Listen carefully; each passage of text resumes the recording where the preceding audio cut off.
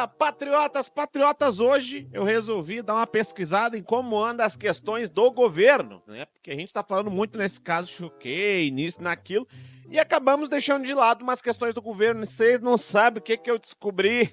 E tá rolando briga.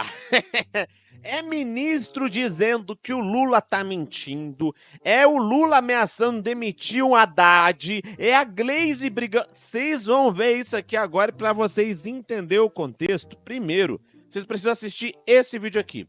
Presta atenção nesse vídeo do Molusco falando do 8 de janeiro, vocês vão entender aonde que eu quero chegar. Olha só. Eu acredito que tem um responsável direto que planejou tudo isso e que covardemente se escondeu e saiu do Brasil com antecedência, que foi o ex-presidente da República. É sabido que ele não aceitou a nossa vitória, é sabido que ele tentou desmoralizar o tempo inteiro a justiça eleitoral. Presta muita atenção no que esse pinguço está falando, que ele está dizendo que é sabido e que ele tem certeza que foi o Bolsonaro o chefe que arquitetou tudo. Presta atenção, vamos continuar. É sabido que ele tentou desmoralizar todas as instituições possíveis. Ele planejou isso, covardemente não teve coragem de assumir, saiu e deixou os mandantes dele aí para cumprir o que fez. Nós ainda estamos apurando coisa, porque ainda nós temos que apurar quem financiou isso, quem garantiu os acampamentos. Nós não temos pressa. O que nós queremos é que seja feita justiça, de fato e de direito, para que nunca mais alguém ouse dar golpe num processo democrático. Você está vendo que ele está acusando de golpe? Ele, o Lula, está acusando de golpe. Vocês já vão entender onde eu quero chegar. E está dizendo, né, que o Bolsonaro que arquitetou tudo, que estava tudo na cabeça dele, sem prova, sem nada. Ele está dizendo isso. Vamos continuar com o vídeo aqui. Ou seja, a democracia pode ser um regime que todo mundo pode criticar, mas não há nada melhor. É por causa da democracia que pessoas como eu chegou à presidência da República. Aliás, é por causa da democracia que pessoas como o ex-presidente chegou à presidência da República. É por causa da justiça eleitoral que ele tentou desmoralizar que nós chegamos à presidência da República. Então eu acho que ele tem um culpado, é ele. Porque ele falou disso antes, durante todo o mandato e depois do mandato. Só não teve coragem de assumir porque fugiu com antecedência. Aliás, não teve a grandeza de dar posse ao presidente eleito, que no caso fui eu. Bem, eu acho que ainda a gente não está totalmente livre de outras pessoas tentarem. Por isso é que nós temos que ser exemplares na apuração e no julgamento dessas pessoas. Todo mundo vai ter o direito à presunção de inocência, mas todo mundo tem que ser julgado e analisado com muita veemência, porque o Brasil precisa definitivamente consolidar a democracia. Consolidar a democracia, né? A democracia que ele mesmo disse que é relativa. E ele acusa o Bolsonaro, sem apresentar prova nenhuma. Só que aí, o que acontece? O ministro da defesa dele, no mesmo dia, disse isso daqui, ó. Leia. Ministro da Defesa, não houve golpe no 8 de janeiro. José Múcio Monteiro afirma que senhoras, crianças, rapazes e moças formavam grupos das manifestações, que não tinha golpe, que não teve nada. Aí, dá uma olhada no pessoal do PT, olha aqui. PT abre fogo contra ministro da Defesa por fala sobre o 8 de janeiro. O deputado federal Lindenberg Farias reclamou da entrevista do José Múcio ao jornal do Globo.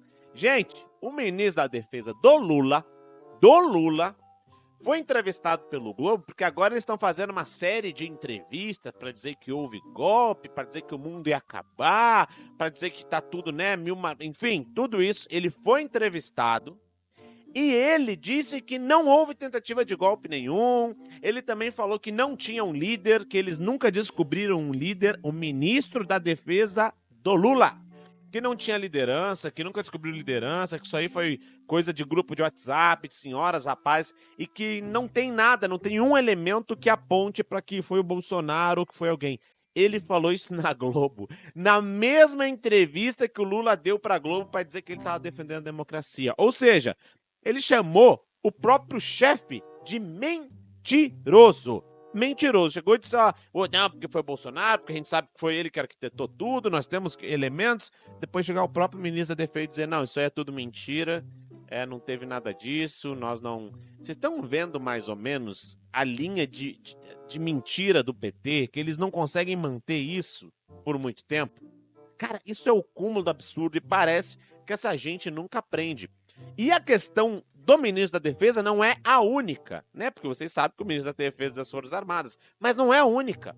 Tem uma outra questão que eu vou mostrar para vocês agora. Primeiro, preste atenção nesse vídeo aqui da Globo News. Escuta só.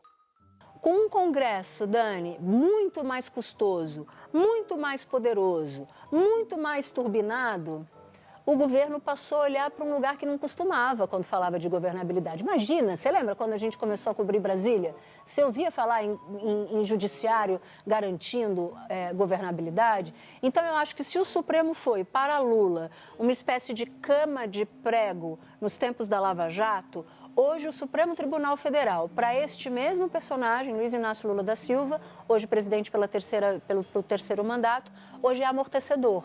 Faz sentido para você?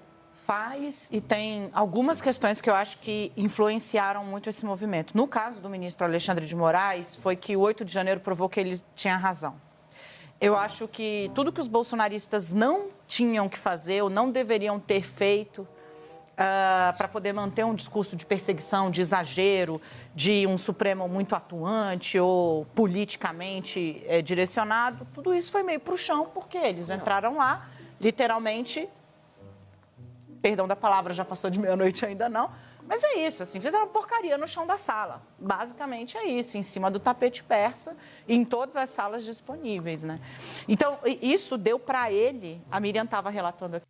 Só uma pausa aqui. Vocês estão percebendo que ela está assumindo praticamente que o 8 de janeiro só serviu para ajudar o Lula, que ele foi o único beneficiado disso, e que o próprio Alexandre de Moraes foi, de certa forma, beneficiado com o 8 de janeiro, segundo a Globo, porque isso favoreceu a narrativa dele de autoritarismo e de perseguição, que até eles mesmos, olha só, até o pessoal da Globo tinha essa noção que existia de fato uma perseguição absurda, mas que essa perseguição, isso acabou no 8 de janeiro. Ou seja, o 8 de janeiro criou um clima favorável para que eles continuassem com a perseguição e dissessem para a sociedade, ou sei lá quem, que aquilo que eles estavam fazendo que era o correto. Olha só, a própria Globo falando isso. Que no primeiro Vamos continuar bloco, aqui. né, a parte em que o Arthur Lira fala, nossa, não, mas na reunião pós 8 de janeiro, nossa, não, mas vamos sortear o relator, então, desse inquérito que vai vir para investigar as pessoas que invadiram, e a Rosa Weber fala, o relator é o Alexandre de Moraes. A Miriam falou aqui, Exatamente. inclusive. Por quê que ela faz? Porque dentro do Supremo... De novo, olha só isso, que eles, uma informação que eles tinham ali. Não fizeram sorteio da relatoria dos réus do 8 de janeiro. Ela disse que não, o relator vai ser o Alexandre de Moraes. Foi escolhido a dedo para ser o Alexandre de Moraes. Que o próprio Alexandre de Moraes, se você assistiu meu vídeo de ontem, ele mesmo confessou que ele era uma espécie de vítima. Ou seja, ele não poderia julgar esses casos. Porque se ele é a vítima, ele tem que ser declarado suspeito e não pode julgar isso. Olha só o que essa gente está trazendo aqui na maior cara de pau e ao vivo, como se nada tivesse acontecendo. E ainda falam que, porque o judiciário é o maior aliado do Lula, né? Para as questões de governabilidade. Aonde já se viu um governo democrático? Que o outro estava falando de democracia lá no início. Um governo democrático, em vez de ter o Congresso, né, para ter de fato uma democracia, o maior aliado é o judiciário, que derruba a lei que quer, que cria a lei que quer, que faz o entendimento que quer. Vocês perceberam o tamanho da cara de pau deles? De trazer isso assim, na maior normalidade, como, não, nada aconteceu, não, tudo bem, o judiciário e o Lula estão aí assumindo que o 8 de janeiro só beneficiou eles, tá tudo de boa. Aí, quando vem o ministro do Lula e desmente ele acha ruim. Só que o pior, gente, o pior não é isso, o pior é que vai afetar todo mundo. Presta atenção nisso daqui. Primeiro essa notícia aqui. Contas públicas fecham novembro com o pior resultado desde 2016. O rombo nas contas do governo federal foi de 39 bilhões naquele mês. Eu quero que vocês entendam uma coisa. As contas públicas simplesmente estão destruídas. O Bolsonaro deixou um superávit de 60 bi e o governo está entregando um déficit de 170 bilhões. Só que o Lula não tá gostando nada disso. E não é que o Lula não tá gostando e ele tá pensando em demitir o Haddad, e eu vou mostrar isso pra vocês. Olha aqui, ó, vou até mostrar pra vocês. Na guerra com Haddad, Gleisi Hoffmann é boneca de ventríloco de Lula. Por meio de Gleisi, Lula avisa a Haddad que ele não vai durar no cargo se continuar com essa história de responsabilidade fiscal. Ou seja, se o Haddad continuar com essa história de responsabilidade fiscal, ao invés de gastar, criar dívida, quebrar o Brasil, o Lula vai demitir o Haddad. Porque o que ele tá fazendo com o Haddad? Presta atenção nisso. Ele tá fazendo o Haddad seu boi de piranha, igualzinho ele fez com a Dilma. Ele quebrou o Brasil, deixou o Brasil quebrado, entregou o país destruído na mão da Dilma, né? E ela também uma anta, vamos convir. E quando o Brasil quebrou na mão dela, né? Ela sofre o impeachment e tudo, porque o Brasil não tinha mais o que fazer. Aí ele veio, na nova campanha, ele apagou a Dilma, ele simplesmente dizendo, eu vou voltar para reconstruir esse Brasil, mesmo que ele sabe que foram o PT e foi eles que ficou a vida toda ali, né? 16 anos sendo governado pelo PT. Olha só, aí ele vem com esse papo aí. Aí agora, o Haddad tá com medo do Brasil quebrar na mão dele e ele ser o responsabilizado por tudo isso. Só que o Lula tá cagando e andando pra isso. Vocês estão entendendo? Sabe por quê? Porque se amanhã o Brasil quebra, ele bota a culpa no Haddad. Entendeu por que ele quis botar um poste ali e não alguém que de fato entendia em economia?